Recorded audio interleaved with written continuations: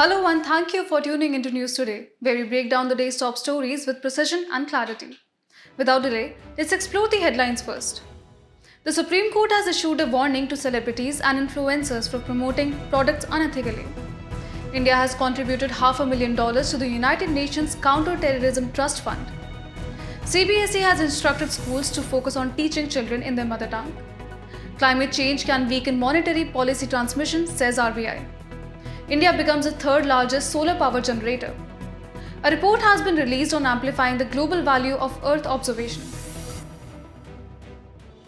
Let us begin with the first news for the day. The Supreme Court has issued a warning to celebrities and influencers for promoting products unethically.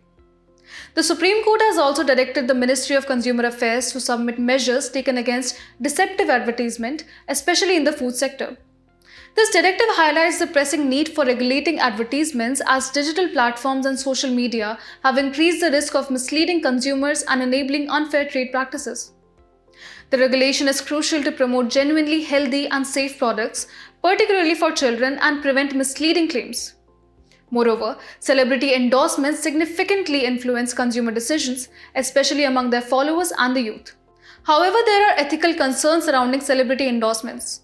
One major concern is the conflict of interest which arises when a particular advertisement conflicts with the celebrity's image, principles, or interest. Another issue is the lack of transparency where celebrities endorse hazardous products through surrogate advertisement. Additionally, celebrities may override expert opinions by making false claims, undermining the opinions of more qualified individuals. Lastly, there is a lack of authenticity when celebrities endorse products without actually utilizing them. In response to these concerns, the Indian government has taken steps to address misleading advertisements. The Consumer Protection Act of 2019 aims to protect the interest of consumers. Furthermore, the Department of Consumer Affairs has released guidelines titled Endorsements Know-Hows for Celebrities, Influencers, and Virtual Influencers on Social Media Platforms. Moreover, the Department of Consumer Affairs has launched a portal for registering online complaints related to grievances against misleading advertisements. In conclusion, the Supreme Court's warning and the government's initiatives underscore the importance of ethical advertisement and the need to curb deceptive practices, particularly those involving celebrity endorsements. Ahead in the news, India has contributed $500,000 to the United Nations Counter-Terrorism Trust Fund. This announcement was made by the Minister of External Affairs during the UN Security Council's Counter-Terrorism Committee meeting held in the year 2022 under India's presidency. India's contribution will support United Nations Office of Counter-Terrorism's global programs, primarily the Countering Financing of Terrorism and Countering Terrorist Travel Program. The Countering Financing of Terrorism program aims to strengthen the capacity of member states to understand and mitigate the risk associated with terrorism financing. On the other hand, the Countering Terrorist Travel program assists beneficiary member states in building capabilities to detect and counter the movement of terrorists across borders. Let us now get to know about the United Nations Office of Counter-Terrorism, or UNOCT. The UNOCT was established in the year 2017 with the aim of enhancing coordination and coherence across the UN's counter-terrorism efforts. United Nations Counter-Terrorism Trust Fund was established in the year 2009 by the Secretary General and later transferred to UNOCT. The UN Counter-Terrorism Center serves as the main capacity building arm of UNOCT. The key functions of the UNOCT include improving visibility, advocacy, and resource mobilization for UN counterterrorism efforts, as well as strengthening the delivery of UN counterterrorism capacity building assistance to member states. However, addressing terrorism remains a daunting challenge with several obstacles to overcome. One major hurdle is the lack of a universally accepted definition of terrorism. Additionally, tracing terror funding has become increasingly difficult due to the use of virtual currencies like Bitcoin, which can obscure financial trails. Moreover, countering lone wolf attacks poses a significant challenge as these attackers often operate independently and do not share their plans with others. In response to these challenges, the international community has taken various measures to counter terrorism. At the global level, the UN Global Counterterrorism Strategy aims to enhance national, regional, and international efforts to combat terrorism. Regional organizations like the Shanghai Cooperation Organization have also established structures, such as the Regional Anti-Terrorist Structure to fight terrorism, separatism, and extremism, Furthermore, the Financial Action Task Force or FATF, a global watchdog on money laundering and terrorist financing, plays a crucial role in monitoring and combating the financing of terrorism. India is an active member of the FATF. Within India, the Financial Intelligence Unit, India has been established to strengthen efforts against money laundering and financing of terrorism. Additionally, the National Investigation Agency serves as the central counter-terrorism law enforcement agency dedicated to investigating and prosecuting terrorism-related cases. By addressing this grave threat through international cooperation and coordinated action, we can work towards a safer and more secure world. Moving on to the next news, the Central Board of Secondary Education has instructed schools to focus on teaching children in their mother tongue. This directive, emphasized by Central Board of Secondary Education in recent circular, aligns with the National Education Policy of 2020 and the National Curriculum Framework of 2022. Transitioning to the policy framework, the NEP 2020 advocates for mother tongue education until at least grade 5 and preferably extending to grade 8 and beyond. Similarly, the NCF 2022 has recommended that mother tongue should be the primary medium of instruction for children up to 8 years of age.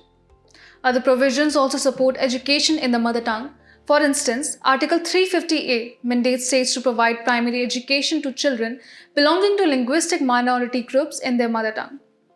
Additionally, Section 29 of the Right to Education Act 2009 states that, as far as possible, the medium of instruction in education should be in the mother tongue. If we talk about the importance of education in the mother tongue, it enhances cognitive skills, improves learning outcomes and academic performance. It also facilitates comprehension of complex subjects and empowers learners to express themselves confidently while connecting with their heritage. Furthermore, it facilitates better communication and understanding between teachers and students. However, there are challenges associated with education in the mother tongue. These include allocating resources for materials and training teachers, difficulty in standardizing the curriculum, and the transition to English medium higher education, which can be challenging. Nonetheless, initiatives have been taken to promote education in the mother tongue. In India, the National Initiative for School Heads and Teachers Holistic Advancement or NIShtha Foundation Literacy and Numeracy promotes teaching in the mother tongue, regional language and home language. Moreover, 52 entry-level primers tailored to various mother tongues and local languages spoken across India have been launched by NCERT and the Indian Institute of Languages. Globally, the International Mother Language Day, initiated by Bangladesh and recognized by UNESCO in 1999, aims to promote linguistic diversity. Additionally, UNESCO's ULO proclamation calls for the protection and promotion of linguistic diversity. In conclusion, while there are challenges, the focus on education in the mother tongue is supported by policies, provisions, and initiatives at both national and international levels, recognizing its importance for cognitive development, academic performance, and cultural preservation. Moving ahead in the news, climate change can weaken monetary policy transmission, says RBI. Monetary policy is a crucial tool employed by the RBI to adjust the supply of money in the economy with the aim of achieving a balanced combination of inflation and output stabilization. However, according to the RBI, climate change poses a direct threat to this intricate process. Firstly, adverse weather events triggered by climate change can disrupt agricultural production and global supply chains, directly impacting inflation rates. This disruption can undermine the RBI's efforts to maintain price stability. Secondly, the increasing frequency and intensity of extreme weather events, coupled with rising temperatures, can hamper productivity and lower potential output. Consecutively, this can impact the natural rate of interest. Natural rate of interest is a real short-term interest rate consistent with output at its potential and stable rate of inflation. It is a key element in determining the monetary policy stance, whether accommodative, neutral, or restrictive. Moreover, climate change can adversely affect the financial health of banks, other financial institutions, asset values, and the economic expectations of individuals and businesses, further complicating the transmission of monetary policy. In light of these challenges, the RBI has emphasized the need for adopting a green taxonomy, a framework to assess and rank the sustainability credentials of economic activities. Additionally, the central bank has stressed the importance of incorporating climate risk into its modeling frameworks used for monetary policy making. Recognizing the urgency of the situation, India has taken proactive steps to transition towards a green economy. The introduction of sovereign green bonds, announced in the Union Budget 2022-23, aims to fund projects that accelerate the country's shift towards a low-carbon future. Furthermore, foreign institutional investors are now allowed to participate in future green government securities. Complementing these efforts, India has opened its doors to FDI up to 100% under the automatic route for solar energy projects. Additionally, the Green Climate Fund provides financial support to assist India's transition towards a low-emission and climate-resilient development path, with the country engaging in projects related to water, clean energy, and more. As the world grapples with the unprecedented challenges posed by climate change, the RBI's warning underscores the urgent need for a coordinated and multifaceted approach. In our next news, India becomes the third largest solar power generator. This is highlighted as per Global Electricity Review 2024 report released by global energy think tank Ember. The report highlights several groundbreaking findings that paint a promising picture for the renewable energy sector worldwide.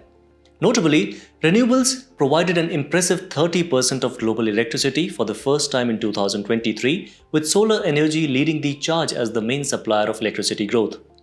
India's contribution to this global surge in solar generation was significant, accounting for 5.9% of the world's growth in 2023, placing it fourth behind powerhouses like China, the US, and Brazil.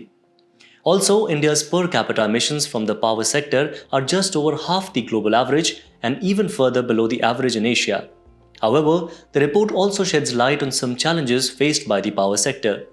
Drought conditions globally resulted in a record fall in hydropower generation, while India's electricity generation remains more carbon intensive than the global average. Alarmingly, India witnessed the second highest increase in coal generation globally, behind only China. Despite progress, wind, solar, and other low carbon sources are not yet growing fast enough to meet India's rapidly growing electricity demand. Nevertheless, India remains steadfast in its commitment to decarbonizing power generation. The nation aims to reduce the carbon intensity of its economy by less than 45% by 2030 and achieve 50% cumulative electricity power installed from renewables by the same year. With an ambitious target of achieving net zero carbon emissions by 2070 and a goal of 500 gigawatt of renewable energy installed capacity by 2030, India is leaving no stone unturned in the pursuit of a sustainable energy future. As the world grapples with the pressing challenges of climate change, India's remarkable strides in solar power generation serve as a beacon of hope, inspiring nations worldwide to accelerate their transition towards a greener, more sustainable tomorrow. Moving on to the next news. A report has been released on amplifying the global value of Earth observation. The report released by the World Economic Forum delves into the economic potential of Earth observation technologies across various sectors. Earth observation, or EO, refers to collecting data about our planet's natural and human activities, including physical, chemical, biological, and human systems through remote sensing from satellites, aircraft, and in situ devices like GPS and IoT sensors. According to the report, leveraging EO technologies across various sectors could contribute a staggering $3.8 trillion to the global GDP between 2023 and 2030. Several industries stand to gain immensely. In agriculture, precision farming enabled by EO data could reduce resource consumption dramatically. For the energy sector, EO aids in forecasting the energy potential and operations management for new solar, wind, and hydropower projects, streamlining operations. The mining industry can utilize EO to search for rare earth minerals in old mines and enhance lithium exploration efforts, a true game changer. But the potential extends far beyond economics. EO applications could reduce over 2 billion tons of CO2 emissions annually by 2030 through early wildfire detection, environmental impact monitoring of greenhouse gases, and more. However, challenges like limited awareness, talent shortages, and navigating the complex EO marketplace must be addressed. Globally, initiatives like MethaneSat aim to pinpoint methane emission sources, while the Allen Coral Atlas is the world's first satellite-based satellite monitoring of coral reefs worldwide. Moreover, the joint NASA-ISRO NISAR mission promises to revolutionize our understanding of Earth's ecosystems, ice mass, and vegetation biomass. As we strive for a sustainable future, Earth observation emerges as a powerful tool, unlocking economic opportunities while combating climate change. The time to harness its full potential is now. The place in news for today is Chad with its capital N'Djamena. It is in the news as recently Chad heads to poll to vote for a new president aimed at ending military rule. Talking about its political features, it is a landlocked country in North Central Africa. It shares its land borders with Libya in the north, Sudan in the east, the Central African Republic in the south, and Cameroon, Nigeria, and Niger in the west. If we talk about its geographical features, then it is largely a semi-desert country. Its largest lake is Lake Chad, its major river is the Shari River, and its highest point is Mount Kusi. As we conclude today's main news, let's have a look at some quick updates. Interpol has issued a blue color notice against an absconding MP who faces serial sexual harassment allegations. A blue notice refers to collect additional information about a person's identity, location, or activities in relation to a criminal investigation. Ministry of Agriculture and Farmer Welfare has inaugurated a Krishi Integrated Command and Control Center at the Krishi Bhavan in New Delhi. Krishi ICCC is a tech-driven solution under Ministry of Agriculture and Farmers' Welfare for informed decision-making in agriculture using technologies like artificial intelligence, remote sensing, and geographic information systems. The United States and Australia accused India of exceeding the WTO's 10% subsidy limit for developing countries by providing excessive subsidies to sugarcane farmers. These subsidies or domestic support are called aggregate measurement of support in trade parlance. Border Road Organization will soon commence the construction of the 4.1 km long Shinku La Tunnel. Once completed, the Shinku La Tunnel will become the world's highest tunnel at 15,800 feet, surpassing Mila Tunnel in China. For the first time, scientists studying the sperm whales have outlined that they communicate using bursts of clicking noises called codas, sounding a bit like Morse code. Sperm whales are the largest of the toothed whales and only males tend to be observed closer to poles. Constructed wetlands are engineered structures designed to replicate the functions of natural wetlands. They are composed of vegetation, soil, and water orchestrated to facilitate a seamless process of purification. The newly captured aerial footage of Batagay crater has revealed that it is growing every year as the frozen ground melts. Batagay is also known as the gateway to underworld or doorway to hell and is the world's biggest permafrost crater. Researchers have detected atmospheric gases surrounding 55 Cancri E, a hot rocky exoplanet that is a planet beyond solar system. 55 Cancri E is classified as a super-Earth that is larger than Earth, smaller than Neptune, and likely similar in composition to rocky planets in solar system.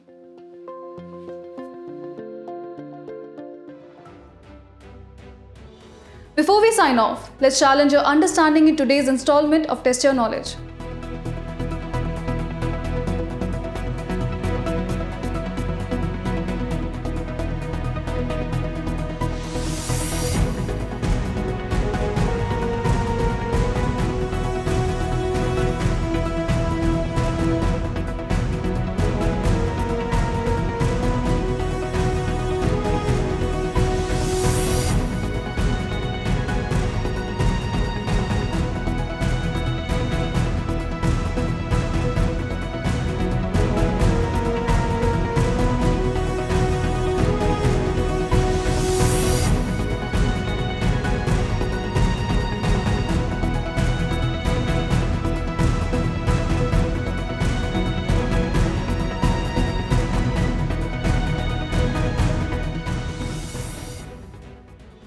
We appreciate your company. We hope you found this episode of News Today engaging.